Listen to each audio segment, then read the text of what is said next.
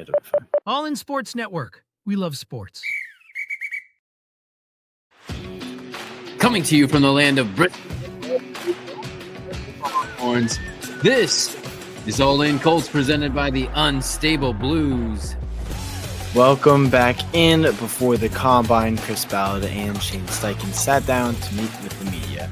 This begins the season of deception in the NFL, so we will be playing a game to try to see through the nonsense. So let's go. All In Colts. That's correct. I'm Kevin. This is my son Liam. We're the Unstable Blues. Happy to present All In Colts as part of the Rogue Media Sports Network. Yep. Colts Corner update time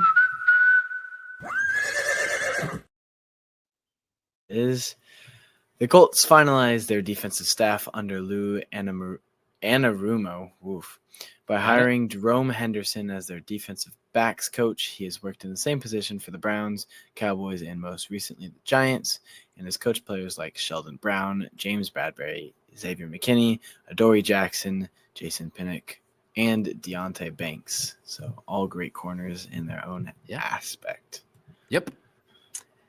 All right. Well, you at this point have probably heard everyone else's analysis of the Chris Ballard and Shane Steichen press conferences. So we decided we wanted to play a little game with it instead. Yep. First up, for Ballard, we will identify if a statement is a truth or a lie, or any version of deception within that. Right. You want to set up the first one? Yeah, I got it. First one is a little bit of a warm-up. Chris was asked about the success of this past year's quarterback draft class. Yep. The question is if you believe he is voicing regret here. I mean, if you look at the success of the kids last year that came in the league, they'd all played a lot of football. You know, both of them had played a lot of football. I mean, I do think it's a case by case. But, I mean, I think you're seeing young guys come in and have success. And I think a lot of it is because of what they're doing, the snaps they're getting in college, how many snaps they're getting. Yeah. Okay, so I'd assume he's talking about Bo Nix and Jane Daniels specifically. Right. That would be the two that I would think, and he's exactly correct. And I think this is him looking at what he has in Anthony Richardson versus what those guys were in college specifically, and their experience going, what did I get myself into? Once again, doesn't mean that it's a failure per se just yet, but it makes a lot more riding on this season than just about anything else. It's true. Here we go. True. Now for real. Next up, Ballard was asked about the QB free agents related to Anthony Richardson. It's got to be the right guy to create real competition, but we want to create real competition. I think it's good for the team. I think it's good for Anthony. Now expand this out. The big news is it's an open competition. He made that very, very clear that if Anthony was going to get it, he's going to have to work for it. Right. There's debate. How much is it open, really? Yeah. I think in all reality, competition is great. No matter what level of the game you're playing at, competition is great. I think that there's not much competition in all reality. I think the free agent that we sign or person that we draft, whichever, because we are going to have to get a second string. Or both. Regardless, I think they are sitting back seat. I think the fact of the matter is Anthony Richardson is our guy, and we are going with him until proven otherwise. So, last season there was a whole tap out thing, and then Flacco came in, and then AR worked his butt off in practice, got back, and then he went on and didn't disappoint at all. for the rest of the season. He played well the rest of the season. So I think, what else are you going to do other than ride off of that? So you saw how he played at the end of the season. Who's to say he won't play that way the rest of the season or the whole next season? So right now he is the guy, but competition helps other people thrive. And maybe just Anthony hearing that there'll be competition will bring him to another level. That is my thoughts. Yeah. Then Chris was asked about the offensive line depth. It's a position that we have to make sure we've got 5, really 6, 7, and 8 guys that can play.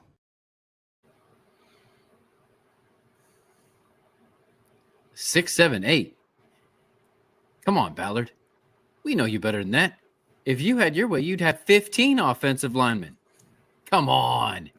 7, 8. Psh, come on. He is lying through his teeth, and he's gonna try to find a way to sneak in 2, maybe 3 offensive linemen in the draft or in free agency, let alone making sure that he tries to sign Will Fries and Ryan Kelly back. Come on. Mm-hmm. Yeah. Yeah, that is a bit upsetting. Mm-hmm. Once again, we're not saying this is right. We're just saying what he's thinking. Yes. All right. Then next up, he was asked about the running back free agents. I think it depends who the free agent running back is. Jonathan Taylor had a pretty good season for us. I think it just depends on who that guy is. Are they a guy that can really change the landscape of your team? That is a very, very, very broad statement.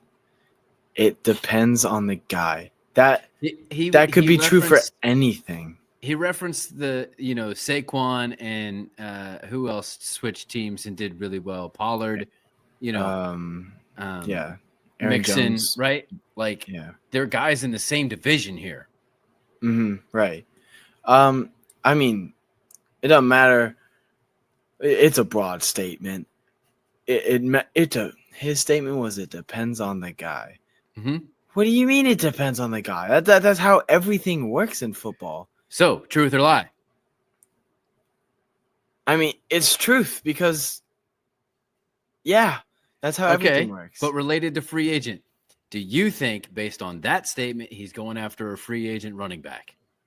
No. Okay. Awesome. No, I don't think that, because it was too broad of a statement. Speaking of free agents, Ballard was asked about his potential change in philosophy and the local media availability. We got to get through this week and then next week, who gets tagged, who's actually going to be on the market, and then they got to want to come to you. The money has to be, there's a lot of factors that come into it. But look, we have to make the team better, plain and simple. I told you at the end of the season, I think you all know me well now. I am emotional, and I am who I am in that way, and we need to make this team good enough to win, and I have not done that. I haven't. I didn't do it good enough the last few years, and we've got to get this team good enough to our staff has enough to win games. Okay. Was there truth there? Absolutely. Did he say anything about his change in philosophy? Absolutely not. No. Nothing. He talked about how he didn't win games, but he didn't say he was going to change anything. Nope. He said it was on him, but he wasn't going to change anything. Yep. He said nothing that he was going to change. He said he identified it was on him. He identified they didn't do well enough. And he laid out a schedule, which we all understand anyway. Yep. That is a lie. All right. Then, speaking of running back, he was asked about the running back depth. Definitely a position that we need to make sure we have enough. And that's nothing against the guys we had last year. But I will say this: Zach Moss, ends up in Cincinnati. Zach Moss was excellent for us. He was excellent. So we do have to get some more production. Chris, I think he's telling the truth there. I believe that there needs to be another guy at running back, so it's not just JT doing absolutely everything. And then if someone else is in there, you don't have to worry about it. I completely agree. Zach Moss was phenomenal for us. Yep. At one point they were both top 5 in rushing yards in the season. That was well into the season. Yes. Yeah. Zach Moss played well in Cincy whenever he needed to. There is a guy floating out there that I have talked to you about offline that is now in free agency, played for the Colts at one point. Nyheim Hines. I know how you feel about him. I told you how I feel. I think he's one of the best receiving backs out there currently that is attainable. Because obviously there's CMC, who I would say probably is the best receiving back right now. There are guys like that are going to stay with the team that they're with, or they're going to get picked up by someone else, something like that. Because they are a number one running back. You already have a number one running back. But someone like Nyheim Hines, so that you bring in, I don't know, for example, Cam Scadaboo, going with my mock draft of a couple episodes ago. Going with Cam Scadaboo, you learn the receiving from Nyheim Hines, who's great at that, and then you live in the running style of JT. Then it's like you have Nyheim Hines and JT together in one running back. I just like the sound of that. But I believe what Chris is saying is truth. I think there needs to be a change in the running back. I don't know exactly what needs to change. And I won't know until the season starts and people start playing. I think what needs to change is go younger. So you got your upside post JT, but I've expressed that maybe enough here. Although it's never enough. It's never enough to say you got to go young. This is a huge, deep running back class where you can get just about any kind of style running back that you want at almost any round in the draft. And you need to go younger rather than pick up Hines again or anybody else. And I think the one lie he did say here, that's no offense to the guys we had last year. I think Trey Sermon deserves all of the blame for how he performed this past year. Doesn't mean he can't perform well elsewhere. He's not what the Colts needed him to be, and where they even played him this past year. Yeah. Finally, Chris was asked about the tight end room. Well, we like the guys we have. We have work to do. All right. We think Old Tree's really come on. He did a really good job for us. We need to really find out what Mallory can be. He's had some flashes, but there's been some depth in there in terms of kind of similar guys like Granson, who was really good for us and was really good on teams. So getting active to game day is not always an easy thing, but it's one we got to do some work. And that is a scary sight to see. We like our guys. That sounds a lot like Ballard. Oh, man, there's so many things here. Okay, so there was let's see. We like our guy. Like, he just slipped right into it. But here's what I did notice. Granson was used in the past tense. Yes, Granson I did notice that. Was. And it was almost like he's trying not to tip his hand that they are in maybe both that we've talked about, the free agent tight end market and drafting a tight end, because he's trying to give credit. Like, it felt so painful to make him try to give credit to his tight end room when he knows it's a problem. I completely agree with you there. I think that what he said there is a lie. I know this is yours to say. I agree. I completely say this is a lie.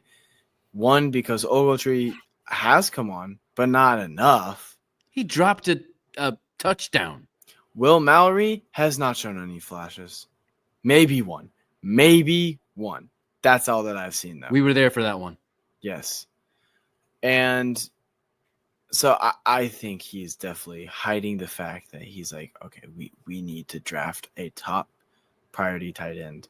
I think as much as the Colts don't necessarily follow the mock draft patterns, I think this year you definitely need to stick to the first 3 rounds and go with that. And I know we'll get into this more later as the draft comes, but since we're at the beginning of the combine, I got to say,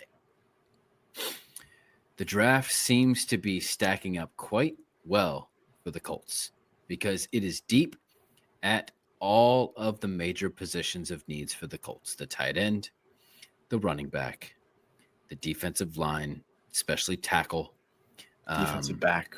defensive safety in particular, Yeah. and even linebacker. Yeah. Also, So- shout out real quick about the combine to Yep. IU's very own CJ West ran a 4.9540. Yep. Yep. I Almost mentioned him in the draft episode as well. you did. Almost beat out Patrick Mahomes.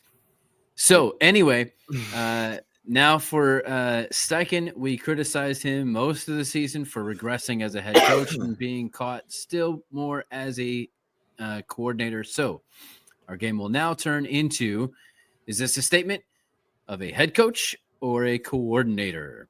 Yes. First up, Shane was asked about a specific coach Richardson is working with in Florida and what AR needs to do to improve. Who's that? Okay. I guess, what do you want this offseason to look like for him just in terms of building toward the regular season? Yeah, I think, building on the fundamentals and obviously just continue to work on his passing, getting the completion percentage up will be big going forward for him.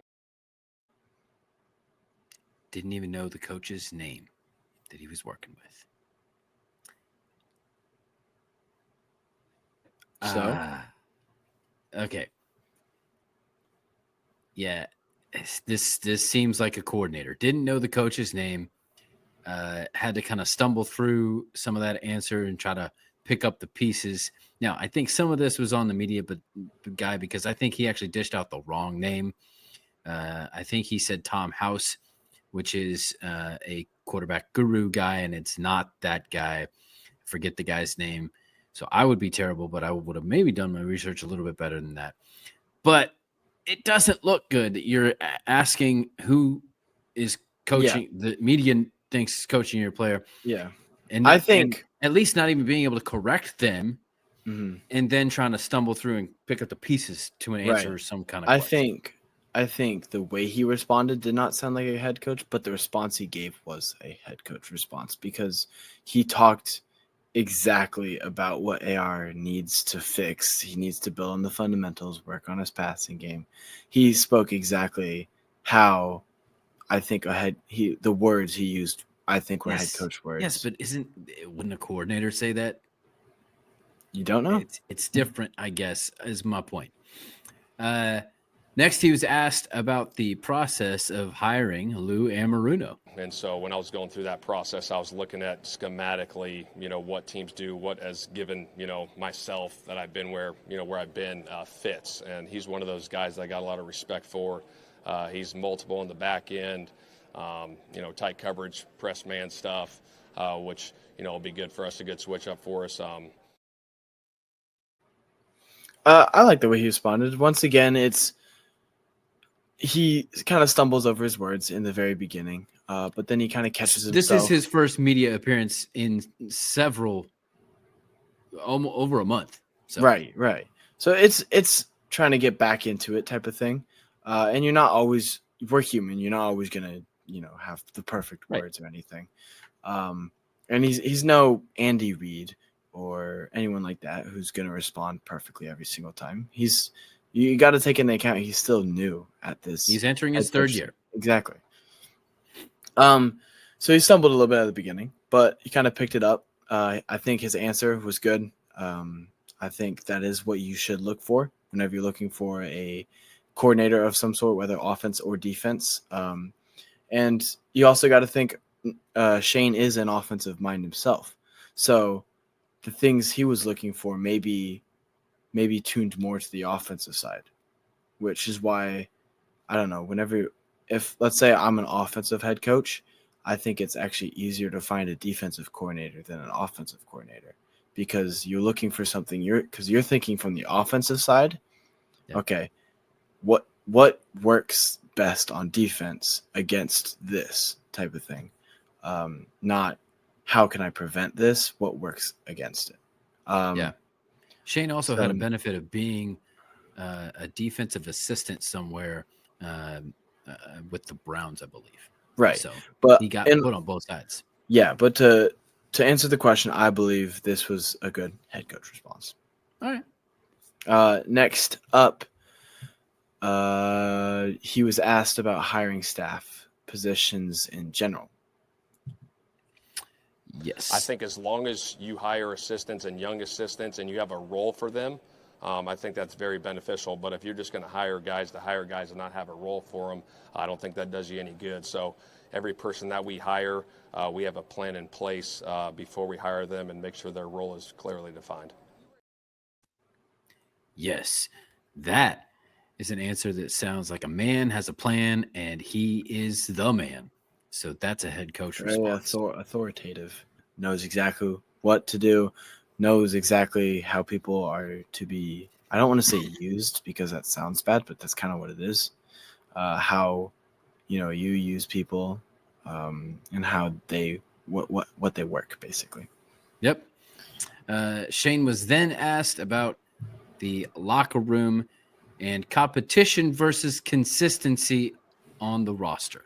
When that stuff does happen in the season, we nip it in the butt quickly. But I think, you look at your roster and you look at competition, and adding competition is great. But to flip the whole roster over and change the whole roster, that's not realistic. I completely agree with what he said.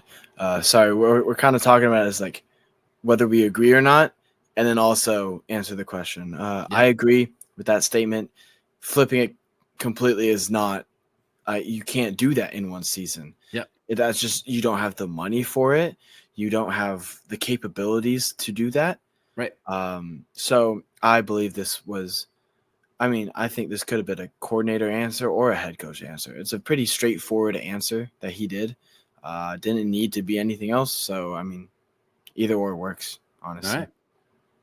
All right. Then he was asked about his personal response to how the season went. We went through some adversity last year, and I've learned from that adversity. Obviously, the first year I was here, things went pretty good. Obviously, we didn't make the playoffs, but we hit a little bit of adversity. So you learn from that. So when those situations come up, if they ever do come up again, you're ready for those. But again, just being in that leadership role and being in those team meetings and being the leader of the football team and having a message every single week, I think I continue to grow in that area too. Introspective response. I think, anytime that anyone admits that they have something to grow in, I'm cool with that. The worst thing that you can do is say that you've got it all figured out when you don't. And so we know that he doesn't. We saw He knows that he doesn't. And now he admits that he doesn't. Perfect. I'm okay with that. That shows me good leadership, right? I want a leader who's humble enough to admit that they have made mistakes and they continue to grow. Cool. Awesome. Yes. I'm cool with that. Head coach, I'm good. Yep. Then he was asked about team culture. I think culture is about winning. You know what I mean? I think it comes down to winning a lot, but obviously you got to cultivate that culture with the players that you have in the locker room and the coaches leading the charge. So, you build that through the off season, you build that through spring, you get into training camp, and you really build your identity that way. That was 100% a head coach answer. He went about that perfectly. He said the perfect words, the right words. He kind of laid out a plan as well there towards the end, talking about how it all starts this spring, getting those guys ready to go. I liked how he talked about the culture and how it's a winning culture, which is what it should be. What everybody's football, every football team should have a winning culture. If you don't, then you're not gonna win. Right. And I liked how he talked about cultivating that, because that cultivating something shows signs of a good leader. If you're willing to get down and, because cultivate is basically get down, get dirty, do what you need to do, make sure everybody's on board. Yep. And Got to prepare that soil. That's exactly what he's willing to do. 100% head coach answer. All right. Lastly, Steichen addressed you're good. Lastly, Steichen addressed the play calling duties with the local media. No, right now I continue to call the plays right now. I guess why? Why not? I feel like, that's kind of what got me the job, in the first place, and I don't want to lose that.